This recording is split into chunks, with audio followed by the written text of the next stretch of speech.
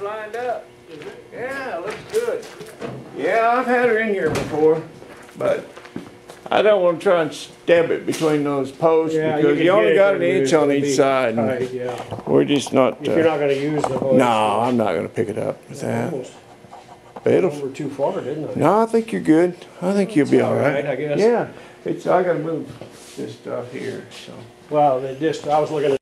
Well, Fred, old Fred, has arrived. Looks like September 1999 was, well, yeah, I don't know if that's the last time I had her licensed.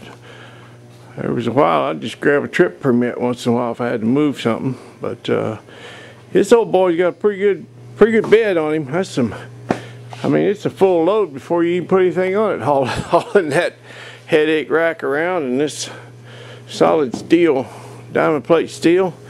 She's a pretty healthy bed.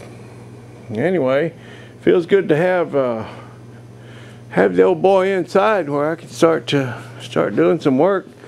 All the glass is good in it. I wish it had little corner windows. Nah, I don't care. It is what it is. That's just old Fred. But yeah, maybe I'll have this old boy fired up before too long. Alrighty, that's enough for now. Appreciate you. See you later. Bye.